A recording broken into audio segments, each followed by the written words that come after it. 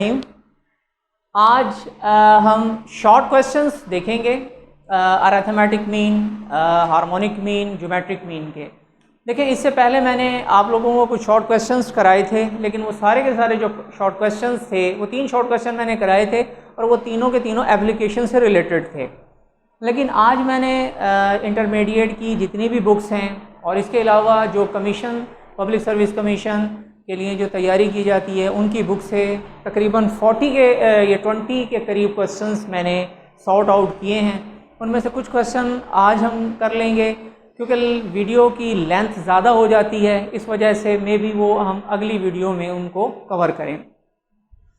तो ये जो शॉर्ट क्वेश्चन हम लोग कर रहे हैं ये इंटरमीडिएट के स्टूडेंट्स के लिए भी इम्पॉर्टेंट हैं, और वो स्टूडेंट्स जो पब्लिक सर्विस कमीशन का एग्ज़ाम देना चाहते हैं, कमीशन का एग्ज़ाम देना चाहते हैं, उनके लिए भी ये फ्रूटफुल रहते हैं। तो मैं डिस्क्रिप्शन बॉक्स के अंदर ये क्वेश्चंस आप लोगों को राइट कर देता हूँ। इससे रेलिवेंट, इनसे सिमिलर क्वेश्चंस भी आपको डिस्क्रिप्शन बॉक्स में मिल जाएंगे। आप उन क्वेश्चंस को एक बार रीड आउट कर लीजिए, फिर हम अपने इन क्वेश्चंस के सलूशन की तरफ जाएंगे। देखिए, मेरे पास जो पहला क्वेश्चन है वो मैं आपको बता देता हूँ।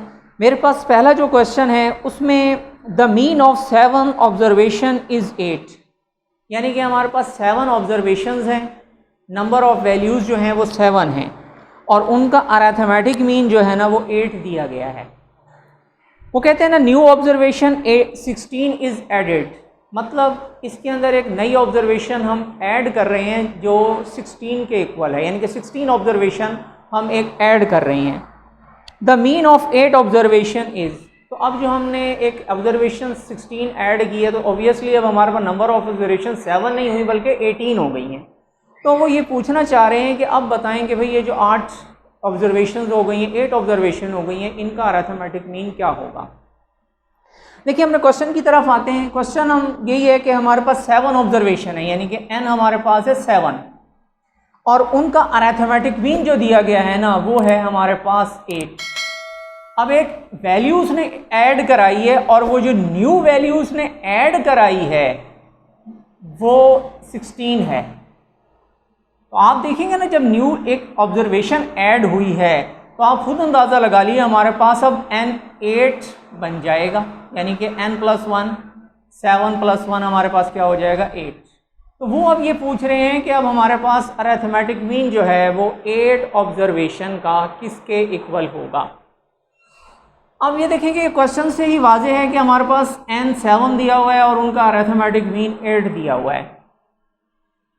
तो पहले भाई आप लोग इस क्वेश्चन को सॉल्व करने के लिए समेशन करेंगे, समेशन x निकालेंगे, और आपको पता होना चाहिए कि वो किसके इक्वल है, समेशन x = n(x बार) के। देखिए, ये कोई बड़ी बात नहीं है, आप देख सकते हैं कि x बार जो होता है वो किसके इक्वल होता है, समेशन x/n के।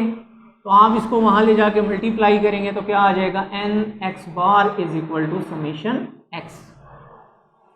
तो इस समेशन x हमारे पास 7 ऑब्जर्वेशन का आ जाएगा। उसके अंदर हम क्या करेंगे, 16 ऐड कर देंगे, तो ये सम बन जाएगा हमारे पास 8 ऑब्जर्वेशन का। तो आप सबसे पहले क्या करें कि n हमारे पास कितना है, 7 है, और 8 इसके अंदर हम मल्टीप्लाई करते हैं। तो समेशन x हमारे पास कितना आ जाएगा जी, 56, और ये जो सम आया है ये कितनी वैल्यूज़ का आया है, 7 ऑब्जर्वेशंस का आया है। कितनी ऑब्जर्वेशंस का है ये सम, 7 ऑब्जर्वेशंस का। अब हम इसके अंदर 16 ऐड कर रहे हैं तो हमारे पास ऑब्जर्वेशंस बढ़कर कितनी हो जाएंगी, 8 हो जाएंगी।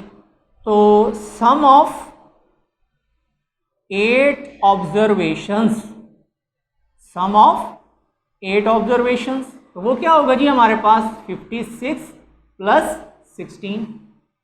तो आप अपने कैलकुलेटर का भी सहारा ले सकते हैं। आप इसकी कैलकुलेशन के लिए क्या करेंगे जी, 56 + 16, ये हमारे पास आ जाएगा 72। तो मतलब समेशन x अब हमारे पास क्या क्या होगा, 72, और n अब हमारे पास क्योंकि एक वैल्यू ऐड की है, पहले 7 थी तो अब 8 हो गई। तो आप इसका अरिथमेटिक मीन इजीली कैलकुलेट कर सकते हो, समेशन x/n 72/8। तो डिवाइड कर लेते हैं जी। हमारे पास जो आंसर आता है 72/8 हमारे पास 9 इसका अरिथमेटिक मीन आ जाएगा। तो ये हमारे पास क्वेश्चन 1 था जो हमने इस तरह सॉल्व कर लिया। कहने का मकसद ये था कि n हमारे पास 7 दिया हुआ था, उसका अरिथमेटिक मीन हमारे पास जो था वो 8 था। नंबर ऑफ़ वैल्यूज़ हमारे पास 7 ही थी। हमारे पास एक नई वैल्यू उन्होंने ऐड कराई जो कि 16 के इक्वल थी। अब वो ये कहना चाह रहे हैं कि हमारे पास जब हमने एक वैल्यू और ऐड कराई है तो ऑब्जर्वेशन हमारे पास 7 से बढ़कर 8 हो गई हैं। तो अब वो कह रहे हैं कि 8 ऑब्जर्वेशन का अरिथमेटिक मीन निकालें, तो हमारे पास उसका जो अरिथमेटिक मीन आता है वो 9 आ जाता है। इसी तरह हम अपने क्वेश्चन नंबर 2 की तरफ चलते हैं। क्वेश्चन नंबर 2 जो है उसमें हमारे पास सम ऑफ n ऑब्जर्वेशन इज 630 दिया हुआ है, यानी कि हमारे पास ऑब्जर्वेशंस जो हैं वो n है और उनका जो सम दिया हुआ है यानी कि समेशन x जो दिया हुआ है वो 630 दिया हुआ है। वो क्या दिया हुआ है जी? 630 दिया हुआ है। एंड देयर मीन इज 42 और उनका जो अरिथमेटिक मीन है वो है 42। वो कहता है कि आप n बताएं कि n किसके इक्वल होगा। इस क्वेश्चन में वो आपसे क्या पूछ रहे हैं? n पूछ रहे हैं कि n बताएं कि n किसके इक्वल आएगा। तो इस क्वेश्चन में आपसे वो क्या पूछ रहे हैं जी कि आप n बताएं कि n किसके इक्वल आता है।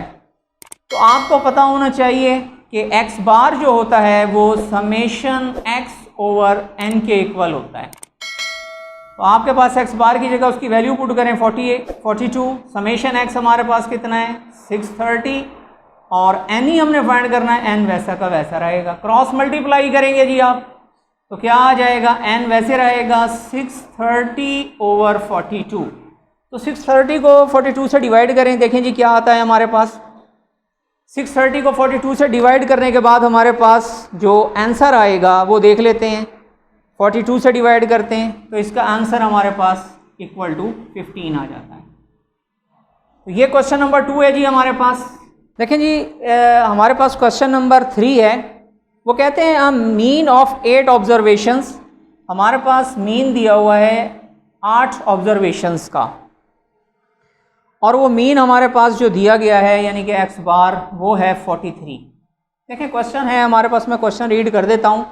A mean of 8 observations, mean observations का है हमारे पास 43। आगे वो ऑब्जर्वेशंस ही दे रहे हैं लेकिन उसमें एक ऑब्जर्वेशन वो मिस कर देते हैं और उस ऑब्जर्वेशन का नाम उन्होंने a रख दिया। अब वो ये कहना चाह रहे हैं कि आप हमें इस a की वैल्यू बताएं कि a किसके इक्वल होगा। तो देखिए हमारे पास क्या है 73 है, हमारे पास नेक्स्ट 38 है। इसी तरह हमारे पास ऑब्जर्वेशन जो मिस है उसको a का नाम दिया है, 17 है। इसी तरह 35 है, इसी तरह हमारे पास 25 है, इसी तरह हमारे पास 23 है और लास्ट वन है 34। इन सारी ऑब्जर्वेशंस का जो अरिथमेटिक मीन आया है वो 43 आया है। अब वो ये कहना चाह रहे हैं कि हमें वो जो ए ऑब्जर्वेशन जो मिस हुई थी आप हमें वो बता दीजिए वो किसके इक्वल है। तो आपको पता है कि अरिथमेटिक मीन किसके इक्वल होता है? सम ऑफ ऑब्जर्वेशंस यानी कि सम ऑफ वैल्यूज़ और n से हमने इसको क्या कर रहा होता है? डिवाइड किया होता है। तो आप इन सब वैल्यूज़ को ऐड कर लें, मतलब 73, 38 plus a plus 17 plus 35 plus 25 plus 23 और 34। तो मैं इसका सम करता हूँ, आपके पास क्या आएगा 73 plus 38 plus 17 plus 35 plus 25 plus 23 plus 34। तो ये हमारे पास आ जाता है 245 यानी कि 245 प्लस a और डिवाइज़र में हमारे पास n नंबर ऑफ ऑब्जर्वेशन है जो कि 8 है। अब आपके पास इक्वल में अरिथमेटिक मीन दिया हुआ है यानी कि 43 is equal to 245 plus a over 8। तो आप अब इसको a के लिए सॉल्व कर लीजिए, क्रॉस मल्टीप्लाई करेंगे, क्या आएगा जी 43 इंटू 8 245 प्लस a। तो 43 मल्टीप्लाइड बाई 8 हमारे पास क्या आ जाएगा जी 344 is equal to 245 plus a। तो 245 उधर जाके माइनस हो जाएगा, कितना आता है जी हमारे पास 99। तो 99 जो होगा वो हमारे पास ए के इक्वल आ जाएगा।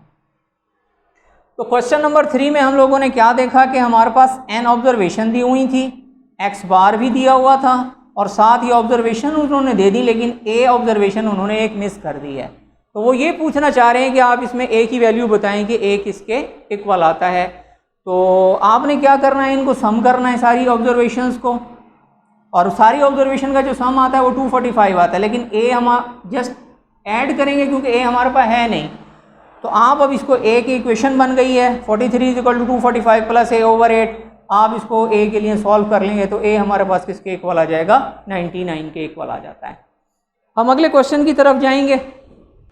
देखिए जी, इसके बाद हमारा एक क्वेश्चन है, if the sum of 15 values is 30, if the sum of 15 values is 300 and by addition of 2 more values it become 360. Find new values if the ratio between them 1:4. देखिए पहले क्वेश्चन समझ लीजिए। If the sum of 15 values is 300, यानी कि हमारे पास जो 15 observations हैं उनका जो सम दिया गया है वो 300 के इक्वल है। अब अगर हम मज़ीद 2 ऑब्जर्वेशन इसके अंदर ऐड करते हैं तो ऑब्वियसली हमारे पास ऑब्जर्वेशन 15 से बढ़कर 17 हो जाएंगी और उनका जो सम है वो 360 हो जाएगा। अब वो कह रहे हैं कि हमारे पास ये बताएं कि find new values if the ratio between them 1:4, इनके दरमियान में जो रेशो दी गई है वो 1:4 है। मकसद क्वेश्चन को पहले समझ लीजिए। 15 ऑब्जर्वेशंस का जो सम है वो 300 उन्होंने दिया है। अब 2 मज़ीद ऑब्जर्वेशन ऐड कराते हैं तो इनका जो सम है वो 300 से बढ़कर 360 हो जाता है। तो ओबियसली हमारे पास 60 यानी कि इनका डिफरेंस आएगा, यानी कि 2 ऑब्जर्वेशंस जो हैं जिनके दरमियान में रेशो 1:4 है, हमने 60 के हिसाब से हमने उनकी रेशो के अकॉर्डिंग उसको डिवाइड कर लेना है कि एक वैल्यू का आंसर क्या आएगा और दूसरी वैल्यू का आंसर क्या आएगा। देखें आप इसको सॉल्व करते हैं। पहले हमारे पास n दिया गया है 15 और उसका जो सम है यानी कि समेशन x जो है वो हमारे पास 300 दिया गया है। बिल्कुल इसी तरह करके हमारे पास जब ऑब्जर्वेशन बढ़ती हैं 17 आता है तो इसका सम जो है वो हमारे पास 360 हो जाता है। अब 2 ऑब्जर्वेशन ओबियसली जो हैं वो 60 के इक्वल हैं दोनों, यानी कि दोनों का जो सम है वो 60 के इक्वल है, लेकिन उनके दरमियान में उन्होंने रेशो बता दी है कि उनके दरमियान में जो रेशो है वो 1:4 है। तो आप सबसे पहले क्या करेंगे कि इन दोनों का डिफरेंस लेंगे, यानी कि 17 ऑब्जर्वेशन का सम माइनस 15 ऑब्जर्वेशन का सम।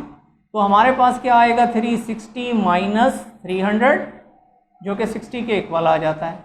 अब हमने इन 2 ऑब्जर्वेशंस को सॉल्व करना है। तो अब देखिए सबसे पहले रेशो को सॉल्व करना सीखें। क्या आएगा जी, रेशो हमारे पास रेशो का सम होता है वो आ जाएगा हमारे पास 5 टोटल, यानी कि सम ऑफ रेशो। रेशो का सम हमारे पास 5 आ जाएगा। तो क्या आएगा, पहली 1/5 और दूसरी हमारे पास क्या होगी 4/5। अब 1/5 किसका लेंगे हम, इस 60 का। हम 4/5 किसका लेंगे, इस 60 का।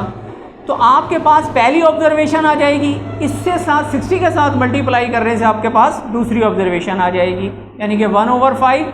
इसी तरह करके हमारे पास 60 × 4/5, तो ये आ जाएगी 12। ये हमारे पास क्या आ जाएगी 48। तो पहली ऑब्जर्वेशन हमारे पास क्या होगी 12 और दूसरी ऑब्जर्वेशन जो होगी वो हमारे पास क्या होगी 48। ये 2 ऑब्जर्वेशन हम इनकी मदद से निकाल लेते हैं। तो जो स्टूडेंट अभी तक ये क्वेश्चन नहीं समझ सके वो देख लीजिए। हमारे पास n है 15 और सम हमारे पास कितना दिया हुआ है 300 दिया हुआ है। इसी तरह ऑब्जर्वेशंस की तादाद बढ़कर 17 हो जाती है, मतलब 2 मज़ीद ऑब्जर्वेशन ऐड करते हैं तो सम भी बढ़ जाता है और वो हो जाता है 360। अब जब ये 360 होगा तो ओबियसली 15 और 17 ऑब्जर्वेशन यानी कि 2 ऑब्जर्वेशन जो ऐड किए हैं वो 16 के इक्वल हैं। अब उन 16 के दरमियान में उसने रेशो दी हुई है, मतलब 2 ऑब्जर्वेशन के दरमियान में रेशो दी हुई है 1:4, यानी कि इन 60 को हमने इस रेशो से सॉल्व करना है।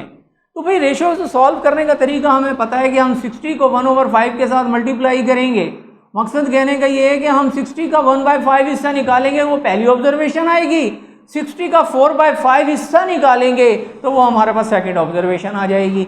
तो आपके पास जो दो ऑब्जर्वेशन थी जो उन्होंने ऐड की थी, आप इनको भले ए का नाम दे दें, दूसरी ऑब्जर्वेशन को बी का नाम दे दें। तो ऑब्जर्वेशन ए या first observation is equal to 12 and the second observation is equal to 48।